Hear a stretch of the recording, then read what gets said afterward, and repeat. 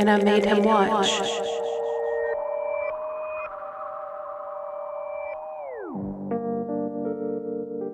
Oh man, what a week. Yeah. Yeah. It's been a week today. Or not today, but this past week was something else. Yeah. Yeah. Between everything going on in the news and Personal stuff, it's definitely been a roller coaster Yeah, of a week. I think last night was the first night I've had more than like 5 hours of sleep. Because sleep has been pretty rough. I've not been sleeping well. But, hello and welcome to And I Made Him Watch. And if you don't know what we do here, I'd advise you to go listen to the other 14 episodes we have out. I'm your host, Dani Page, and here with me forever and always, the man, the myth, and legend, the filmmaker, Troy Allen. How was your week? It was pretty long, but I was fortunate enough to play hooky on Friday from work, so that was nice. Yeah, this week was kind of tough due to some personal family stuff, but we're getting through it. And yeah, I know our anniversary was this past Friday on May 24th, and we had a chill day. And like you said, you played hooky, and that was really nice. I enjoyed it a lot. It's a good day. We got stuff done. Yeah. Took care of some errands and whatnot. Yeah, we had ramen. Yes, ramen was pretty good. Delicious. And karaage. Karaage, yes. It was really nice. You've got to learn how to make it. I can do that. Okay. I definitely can do that. Perfect. So we watched Cemetery Man from 1994, which is the most recent movie we've watched so far.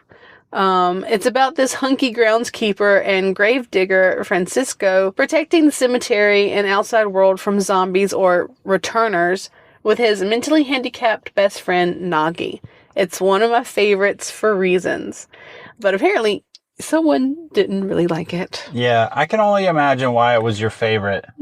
Yeah. But honestly, I'm here for Nagi, though. Yeah. For sure. Oh, imagine Igor mixed with Curly Howard from the Three Stooges. And Uncle Fester. Yes. Yep. So that is Nagi, and I'm definitely Team Nagi on this one. Mm-hmm. Cemetery Man, or Del Morte del More, is based off the Gothic comic by Italian comic book author Tiziano Scolvi, I think. Tiziano is probably right. Was born April 3rd, 1953 in Broni, a small town in northern Italy. From a young age, he loved reading, writing, diving into the world of comics, novels, and screenplays.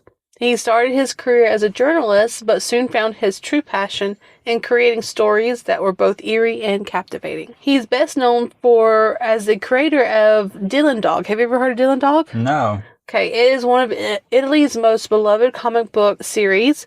Dylan Dog is the nightmare detective and tackles supernatural mysteries and monsters.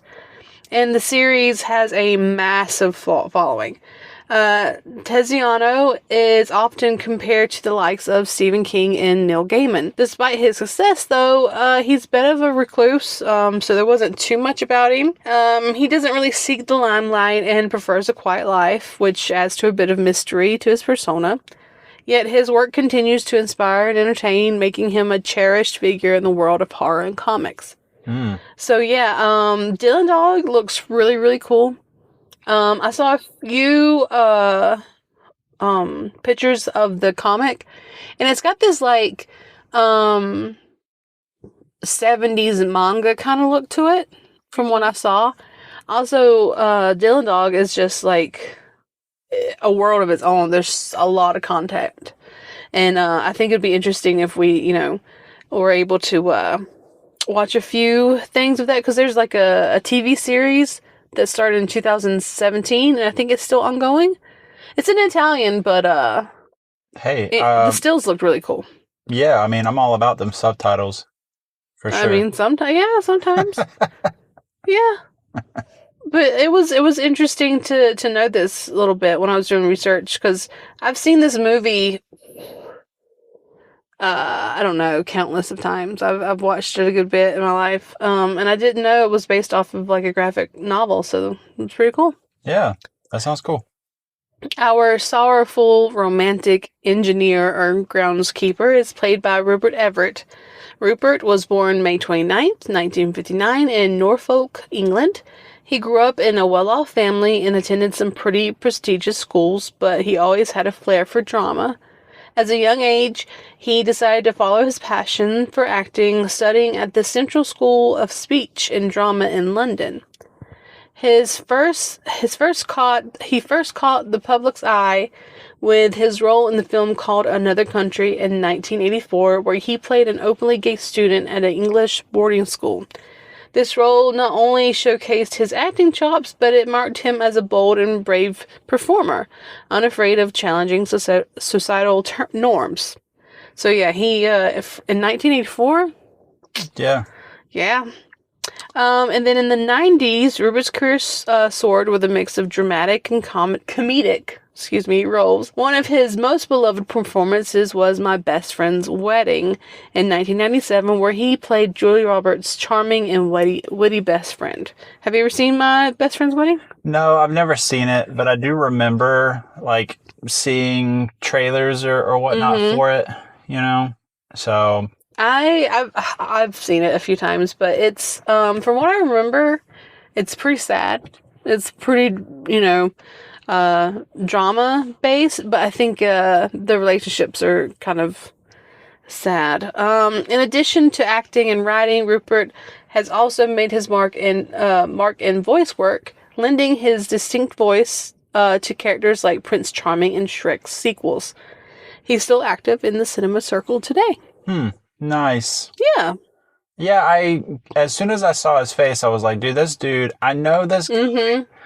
I've not really seen him in a lot of stuff, but I knew who he was. Yeah. So he's a very good looking man. Yeah. Very attractive. Then the real hero, Nagi, is played by Francois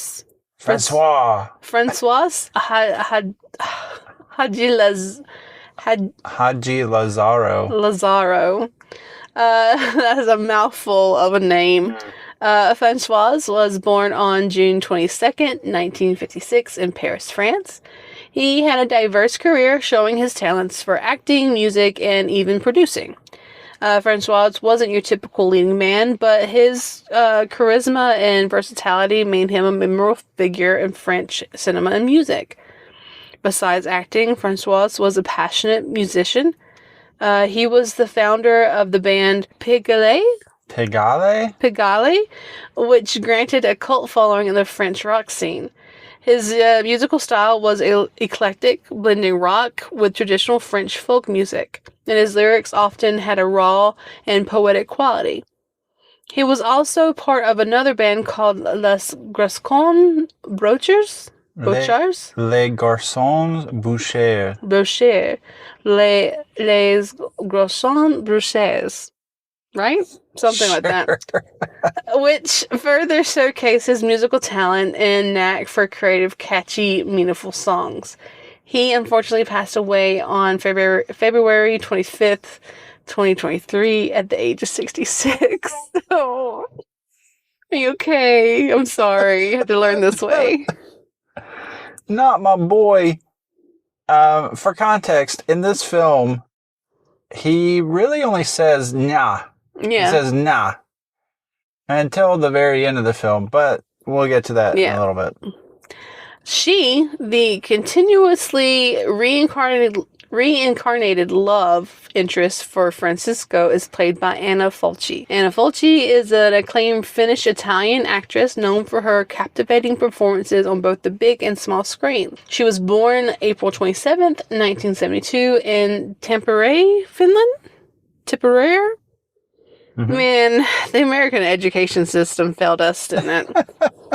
Anna's unique blend of Finnish and Italian heritage has shaped her diverse career in the entertainment industry. From an early age, Anna displayed a passion for the arts, studying acting and modeling, which eventually led her to pursue a career in the show business.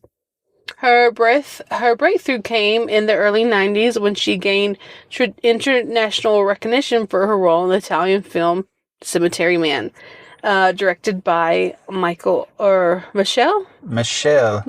Solve. Solve? Hey. Yep. Throughout her career, Anna was graced both the silver screen and television with her presence, appearing in a variety of roles that showcased her versatility as an actress. Whether portraying a femme fatale, a romantic lead, or a comedic character, Anna's performances consistently captivated audiences and critics alike.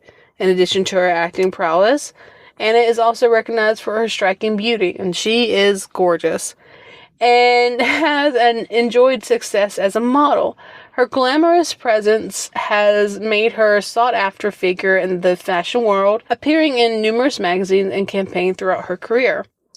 Beyond her work in film and modeling, Anna is also known as supporting various charitable causes and organizations. Her dedication to giving back to her community demonstrates her compassion, spirit, and commitment to making a positive impact in the world. Yeah, she had a very nice set of acting skills.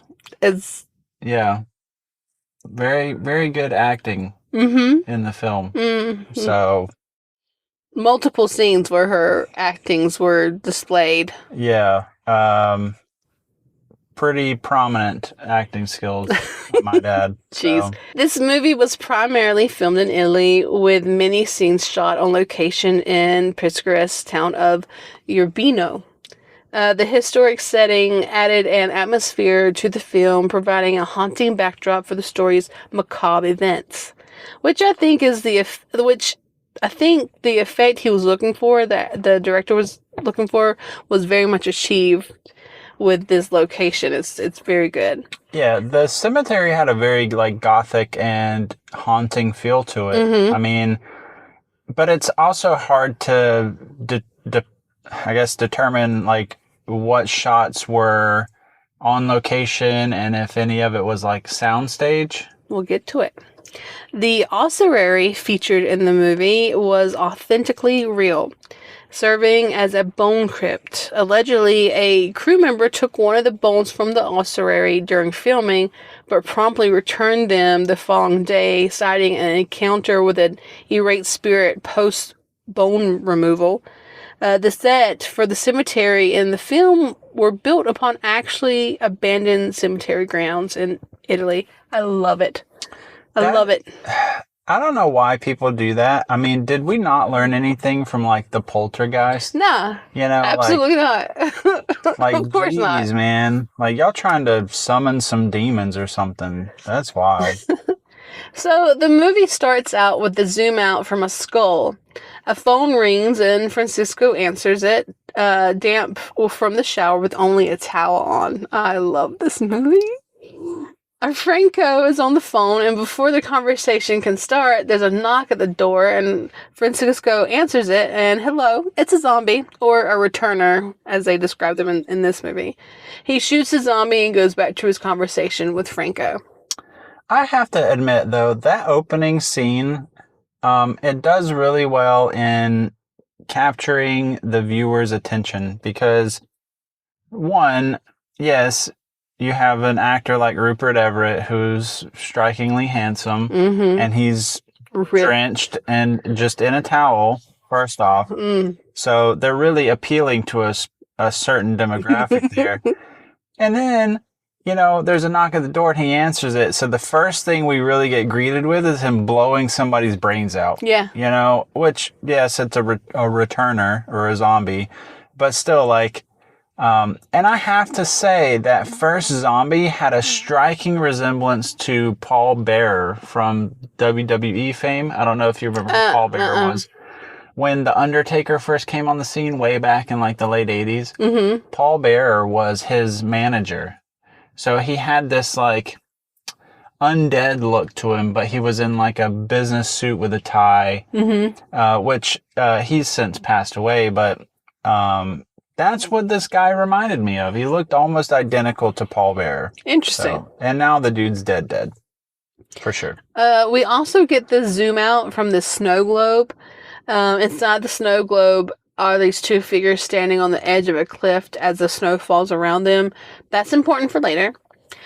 We then meet Nagi, Francisco's assistant and best friend, who has some mental delays. They then rebury the now dead zombie while fixing the marble of the grave. Francisco hears some rustling and he just kind of ignores it at first. Yep. A zombie then emerges from a nearby grave, having forgotten his gun. Francisco uses the spade, to split the zombie's head open. The inner monologue of Francisco informs us that his name is Francisco de la Muerte, Francis of Death, and he is the groundskeeper of a local cemetery that sometimes the dead come back to life on the 7th night of their death. What I really enjoyed about this movie up to this point was it was really giving like Hocus Pocus vibes or like Beetlejuice. Interesting. Kinda. That same sort of like cinematography where things almost seem surreal almost. Yeah. You know, like I get that. We're almost in like a dreamlike state, but not really. You get a lot of that through this movie. Yeah. And I think that was one of the points too, I think. Yeah. The next day, Francisco is greeted by one of the regular visitors and goes about his day until he sees a beautiful woman at the current funeral. He describes her as the most beautiful living woman he has ever seen and questions if he'll ever see her again. And guess what? He does. He stalks her. He uses the excuse, "I'm just watering the flowers on your poor father's grave," to approach the mourning woman. She corrects him and tells him that it's her husband, not her father. There's this awkward moment where she describes her husband as being a fantastic husband and tireless. And then we get the shot of his grave, and there's like this picture of him on the headstone, and it's just this goofy looking old guy. Because she's just bragging about how much of a lover he was and stuff, and it's just this old man, like skinny old man with his goofy look. Think, like way back, you know, when Anna Nicole Smith married that super old dude. Yeah. That's what it was like. You know, like, she definitely just married him for the money. R.I.P. Anna. Yeah. R.I.P. Yep. You didn't deserve that shit. Anyway, that's a whole nother thing. Francisco is slowly becoming obsessed with this girl. He visits Franco at his job to pick up his paycheck, and Franco's asking if he's got any visitors. So we know now that Francisco has told someone about the zombies. All right? Like, Franco knows that, well, at least he knows that Francisco thinks he's seeing dead people raise up. Whether he really believes that it's real or not is something. And it seems like it's not like a big deal to Franco, and he tells Francisco that he should file a proper paperwork and all that, and yada, yada, yada. So it's not a big thing that it's a secret Francisco's trying to keep from everyone. Like, he has told someone about it. Yeah. And Franco's advice is to file the paperwork to, like, get someone to check it out. And dude, this office that Franco works in is so like disheveled. I'm talking like stacks of papers all over the place. I mean, and I think it was meant to give that sort of fucking like wild. It's another surreal thing. Yeah. You know, it's this ridiculous amount of work that you see that needs to be done, but you know it's probably never going to get done. Yeah, it's kind of reminiscent of going back to like Beetlejuice when they go down to the underworld or whatever, and they're talking to their counselor, but there's just stacks of papers all over the fucking place, and like everything's so like backlogged, but you get the idea. So Francisco takes every opportunity he can try to speak to the mysterious woman when she's visiting the grave of her husband, and tries to talk her up a few times.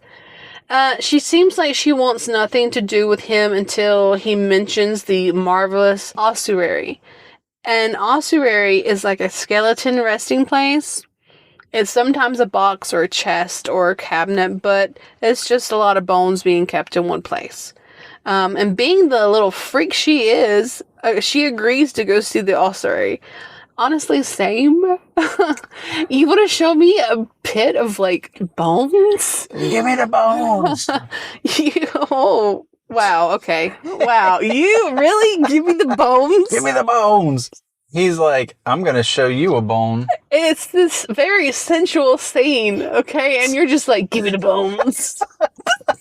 First off, who's jumping down in that soupy ass bone water? I wouldn't. Fuck you, dude. That's like hepatitis A, B, and C right there in a pit, a cesspit. So Francisco takes her to visit this wet and floody ossuary. And the girl is hot and excited about this. She takes her shoes off and goes into the flooded bone room. And she's smelling things and touching the bones, which you shouldn't do. And she wants to come back and visit the ossuary. And Francisco pulls the move to try to kiss her. And she's like, no, not like this. Then picks up this random silk scarf and places it over his head and then kisses him.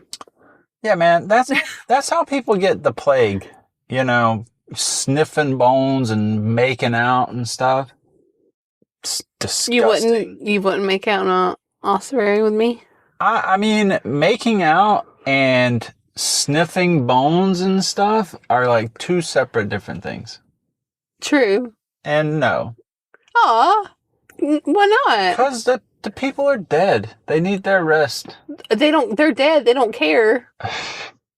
I'm sure they do. Whatever. Matter of fact, here shortly in this film, we see that some dead people do care.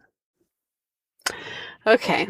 After making out, after a while, she's like, no, I must be faithful to my husband. Girl, whatever. She freaks out and backs into a skeleton. The skeleton goes in for the grab and rips her blouse away as she flees. So she bumps into the skeleton. Skeleton, like, falls over his shoulder. And, like, the skeleton's hands are perfectly placed on her assets. That skeleton didn't just fall. Like, it's trying to cop a feel. For sure. So Francisco goes after her. And we see Will-o'-the wisps or ignis fatuus or foolish fire. And Francisco's like, oh, this is normal. He finds the girl, or she, by this fountain, and she's just staring at it and lets her mourning veil slip from her face, and her hair falls down her back, and then they have this dramatic kiss, and it's very, very romantic and very goth. I love this movie. These like floating balls of fire, it's literally Ignis just like, fatuus. they've got these strings. The fishing line. Yeah, well, I don't think it's fishing line because fishing line would melt. So it's like steel strings, like guitar strings maybe. And it's just like balls of cotton or whatever just dangling. Because in one of the shots, you can actually see the fucking string. You can see Yeah, which is clever, I might add, but still kind of cheesy. Yeah, it's campy. It's meant to be a little campy. Because I don't know how many cemeteries you've been where you've seen floating balls of fire. I would freak the fuck out. I'm just saying right now. Well, he's used to it. This is what he's... Sure, he is, yeah. Dramatic kiss. That's right. They start making out on top of her late husband's grave. And she noticed the ignis fatuus and is a little scared, but Francisco's like, nah, it's fine. This is normal. Francisco asks why they're on top of her husband's grave, and she's like, I've never hidden anything from him. Okay. I mean, that's a good reason. No, yeah, and he notices. Do I have permission to make out on top of your grave? I mean, I guess. I don't want to be buried, though. You don't want to be buried? No. Oh, okay. Well, then you don't have to worry about it. I want my remains to be scattered at Disneyland. I'm not doing that. But I also... I'm not doing that. I also don't want to be cremated, though. What if we did? We're getting on tangent. We can talk about that in intermissions, actually. We start to. They start to really get at it. Meanwhile, Nagi catches sight of them and loses his appetite. Well, he's like looking out his window and he's like got a bowl of pasta, and then he sees, he's like, nah, it's spaghetti, and he's shoveling it in his mouth with his hands, as one would. I'm not saying he's wrong. It's just, come on, Nagi, get with it, man. And oh yeah, the husband has awoken from death and is slowly crawling his way out of his grave. When he emerges, he attacks the lover and bites his wife's arm before Francisco can put him down. That old man, like, the picture we saw was like this gaunt old man and very unassuming. But when she started, getting busy on his grave, he was like, not in my house. I'm putting my foot down. And he came out swinging. But old Francisco was like, I got to give you the smoke now. This is happening. Bow. Touche. So Francisco then holds his dying lover and watches her pass. Super sad. The next morning, Detective Strancino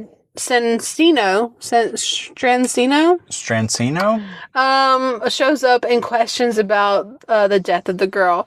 Was it me, or did the detective have like a New York accent? I don't. Kind of, but we're supposed to be in Italy. They're all kind of weird. And it just so happens that the doctor that did the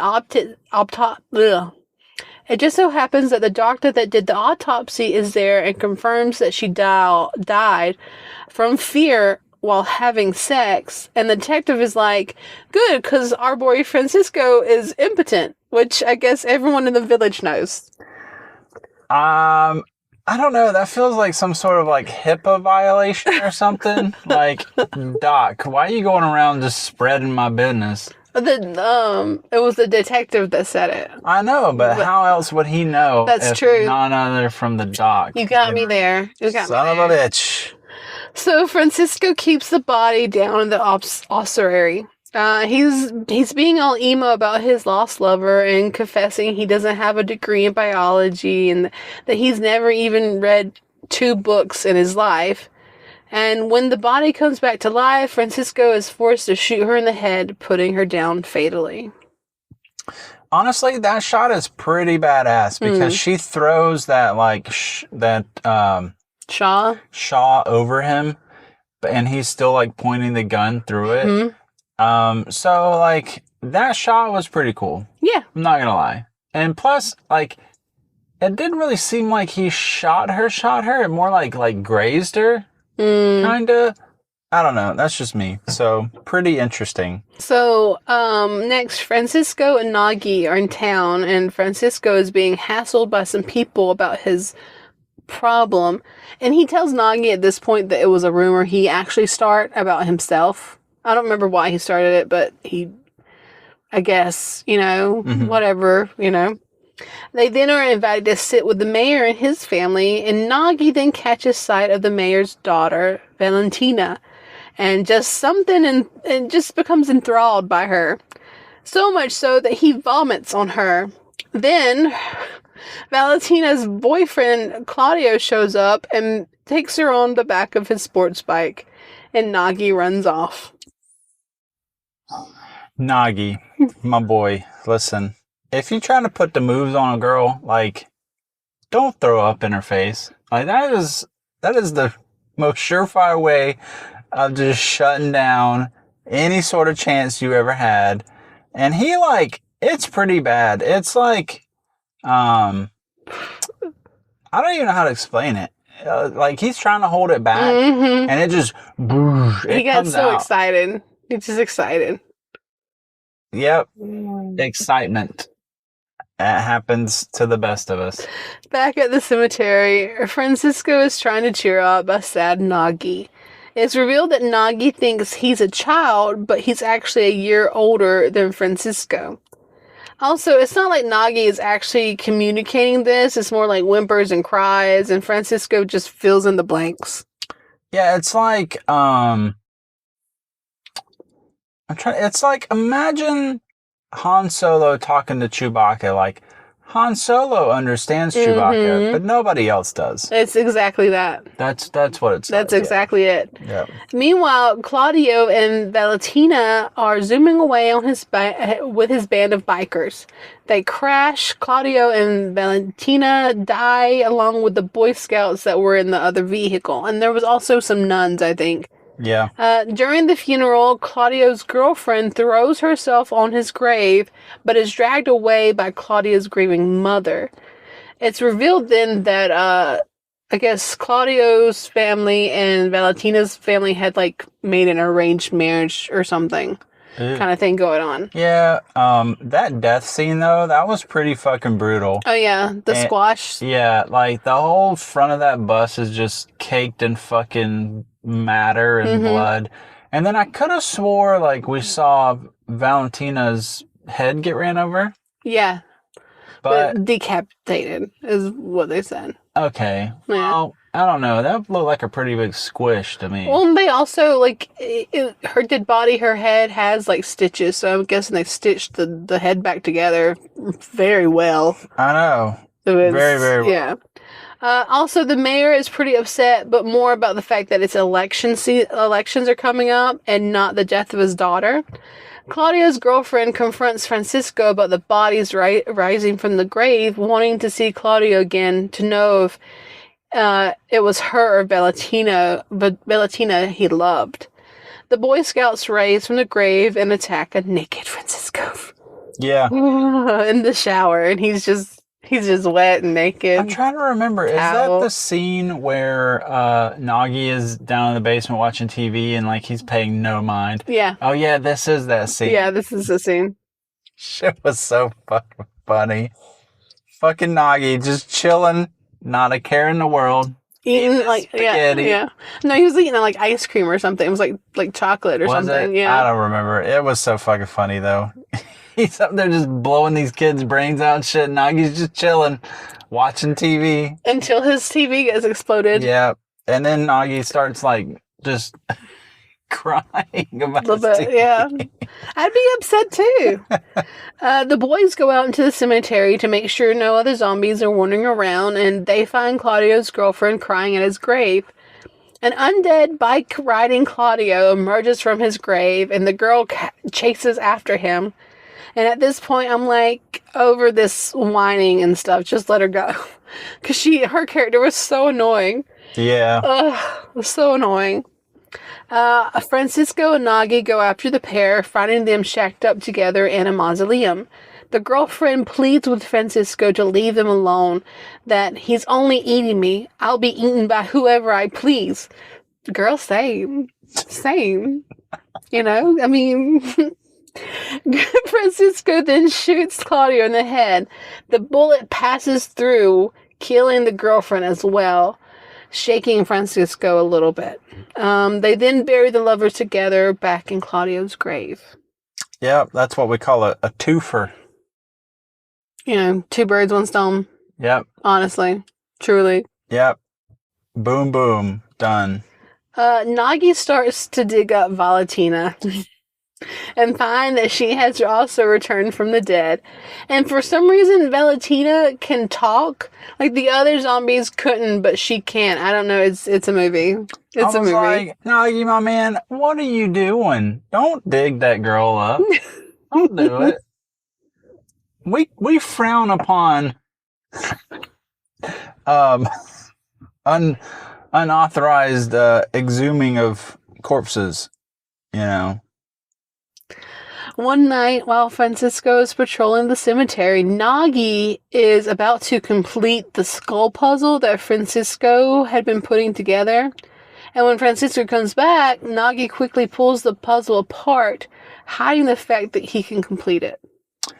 Yeah, I think that's just the first really, like, true showing of Nagi's not as dumb as he makes out to me. You know? Francisco is about to discover the head of Valentina when the door to his home opens. Francisco goes out to investigate. He is confronted by his dead lover. They start making out, and she tosses his gun into the fountain. She then bites the shit out of his shoulder, and then Nagi shows up, smacks her in the head with a spade, and so now she's dead down. Turns out that when he thought she was coming back to life the first time, she was actually still alive, and that a bite from the zombies can't kill you. And when he shot her, he was actually killing her that time. And that's why she's back again. Yep. It's pretty fucked up. Yeah, which, in all honesty, I can't really say I blame him, because in that line of work, I guess, how can you be sure someone's truly dead? Yep. We're about to find out, though, aren't we? While burning some trash and accidentally burning Francisco's favorite reading material, the phone book, he's confronted by the Grim Reaper. The Grim Reaper tells him to stop killing the dead. They're his. And if he's so worried about them coming back, why doesn't he just shoot the living in the head? It's a good question, I guess. And that's how you make sure that the dead is dead. You kill them in the first place. Yeah. You shoot him in the head in the first place.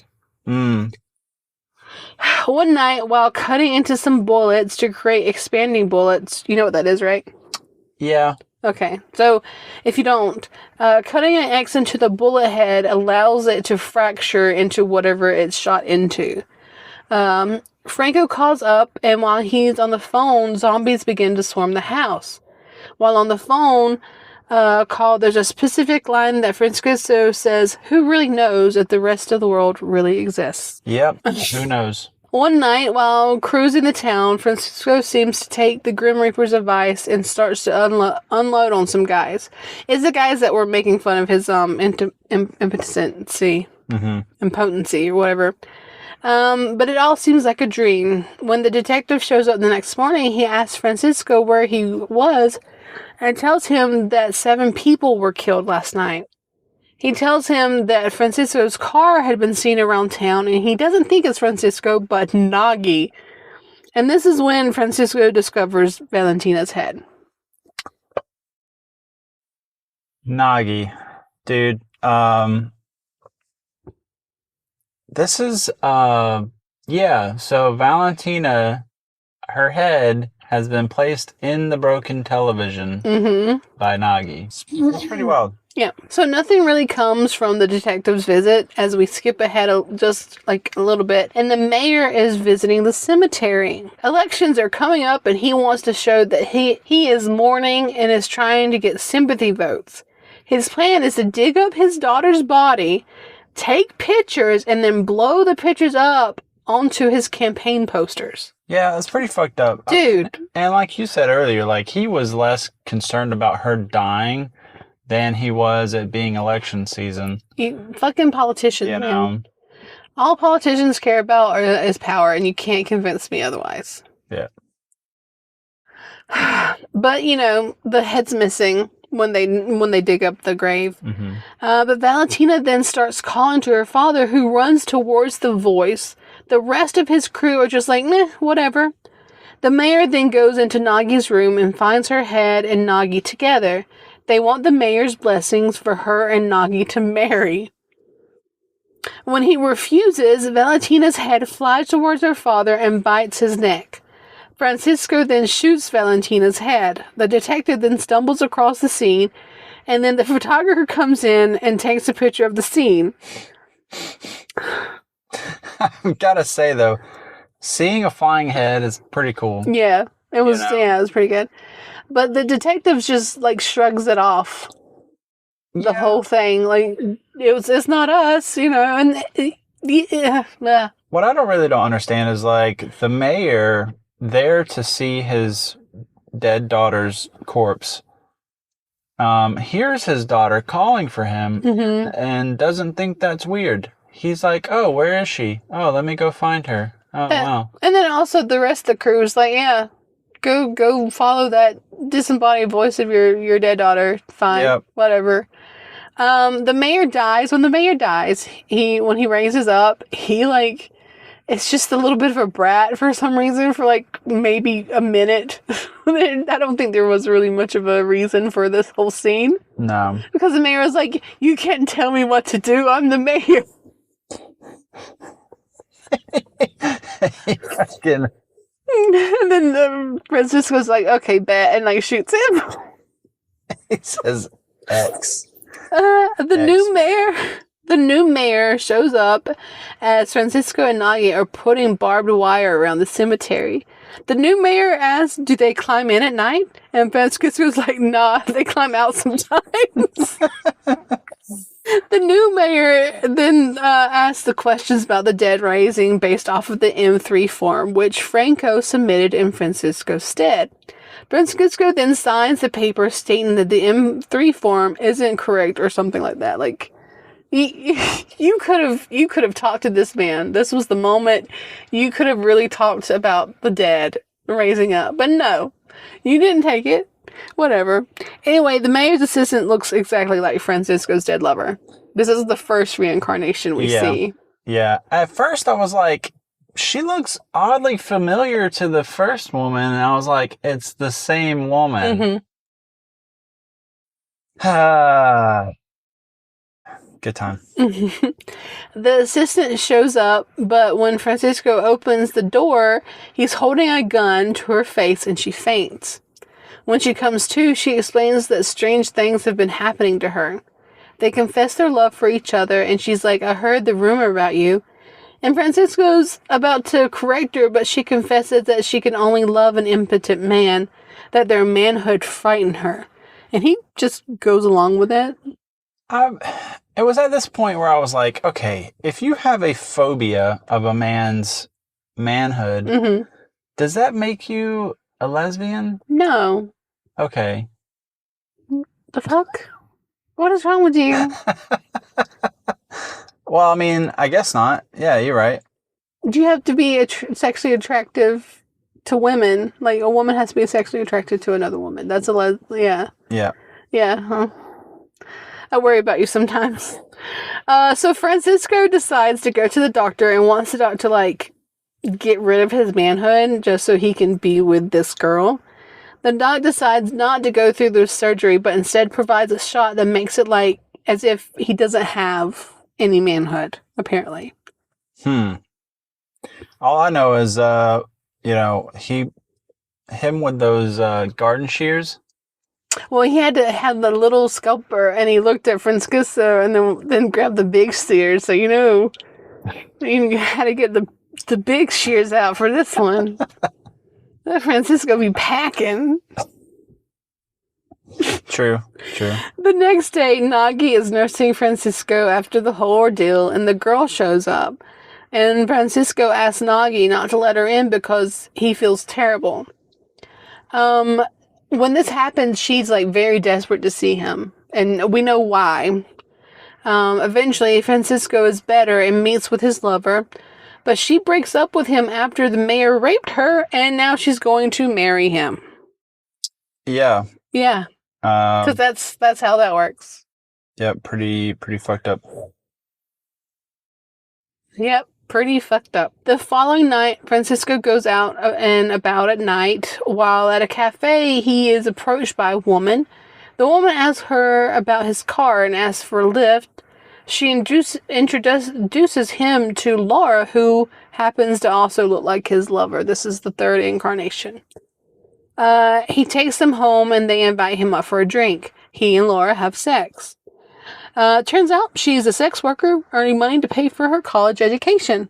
Not a bad thing. This is fine. Yeah, no, as one does. Yeah, I mean, if you gotta make those, payments, those student loan payments, Yeah. When he finds out that he has to pay her, Francisco places a space heater on her bed and covers it, which catches on fire and ignites the apartment, burning the girls alive. That was so fucked up, dude. Like, stone cold. Holy shit. When he did that, bro, I could not imagine, like, I don't know. It's pretty fucked. It's really hard to talk about, I guess. It's really fucked. Yeah. The next morning, the detective shows up, and Francisco's like, I bet you want to know where I was. And the detective then shows him a half-burnt check with Francisco's name on it. The detective's like, don't worry about it. We caught the guy that did it. And then after the fire, he went home and killed his wife and daughter. Yeah. Why is the detective covering for Francisco? I don't think he's covering. I think he's just that fucking, I guess, dim, you know? It's like, bro, you've got fucking solid evidence that he was there. Well, it turns out that Franco's the one that has stolen the crime of killing the girls. But I guess he did kill his wife and daughter for some reason, you know? He has this whole monologue about Franco stealing his murders. A nun shows up and scolds Francisco about smoking, and he shoots her. And then a doctor comes in and was like, Sister, what are you doing on the floor? And Francisco answers, saying she's praying, and the doctor goes on about how Franco has no family, and that if you tell him to pull the plug, he'll gladly do it, which ends him a bullet in the brain. That was so fucking funny when the doctor's like, Sister, what are you doing on the floor? And he's like, she's praying. He shoots him. Francisco starts questioning Franco why he stole his murders, and a nurse comes in questioning what's going on, and Francisco shoots her too. Franco, confused as hell, asks who Francisco is, claiming he doesn't know who he is. Like, this, I don't know who you are. And then Francisco then runs into the detective, and he's like, you gotta get out of here. There's a madman shooting people. Even as Francisco's holding his gun and screams, it was me, no one really does anything. It's a very surreal moment for Francisco. The detective no shit sees him holding the gun, and he's like, oh, good, you've got a gun. You can defend yourself.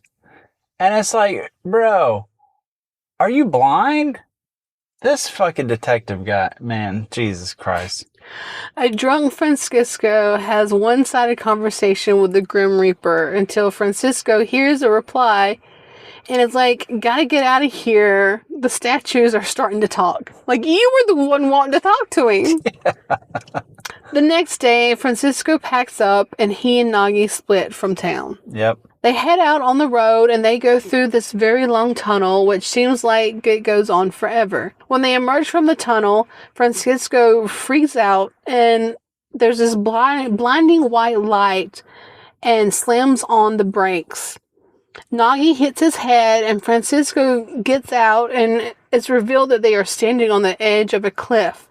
The road has just been cut off, leaving like it's a dead end. There's no way to go past this point.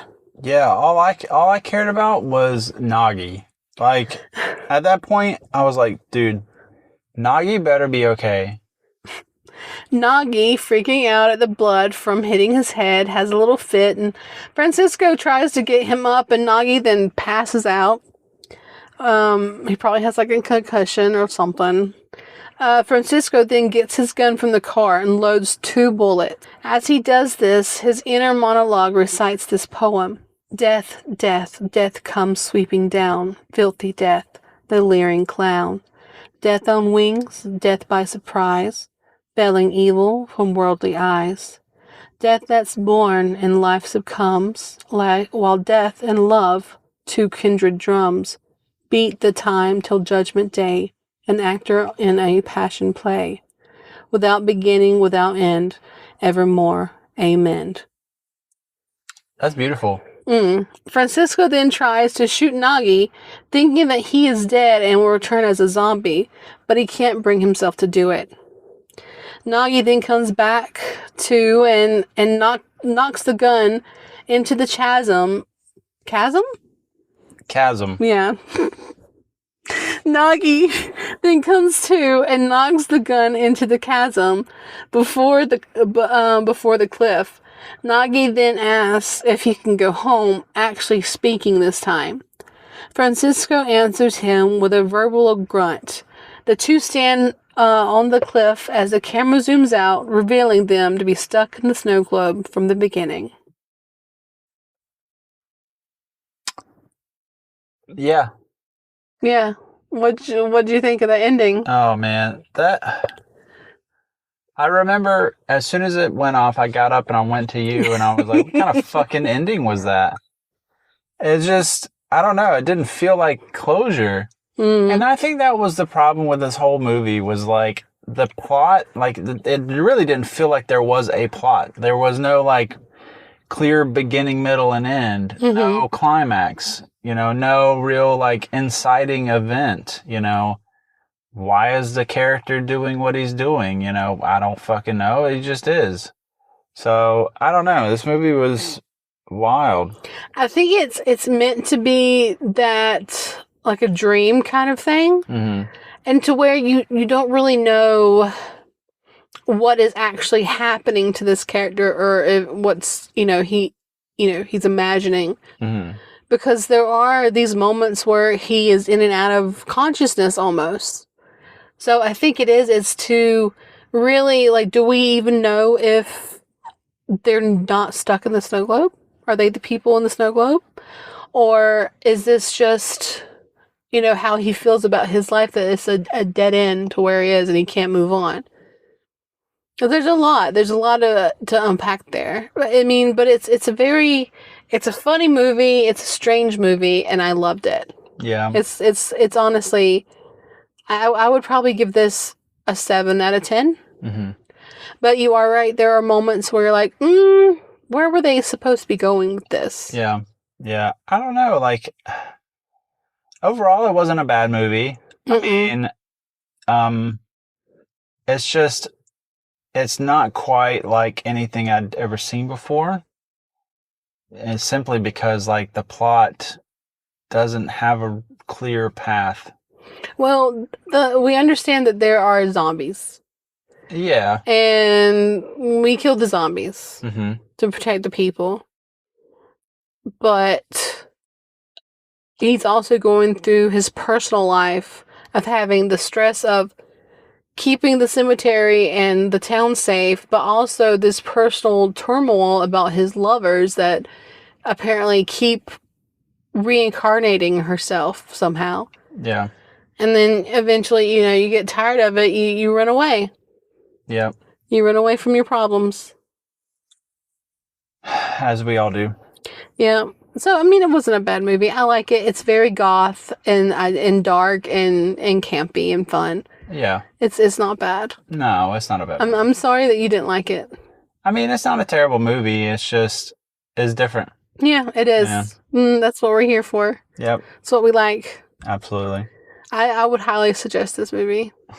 Honestly. Yeah. Yeah. I think it's a good movie for if you're looking for something just to entertain you. Like, it's not something that you look for, like, a deeper meaning in. No. So. No. But thanks for watching it. Yeah, no problem. I enjoyed it, for sure. And if you like this episode, be sure to leave us a review and give us a follow. You can find us on most social media platforms, Facebook, Twitter, Instagram, TikTok. And you can also find us on our website at www.andimadehimwatch.com. So we're on all the podcast streaming platforms. Yep. Listen to this anywhere you want to. So that's cool too. Yep. Thanks for listening. Thank you for listening.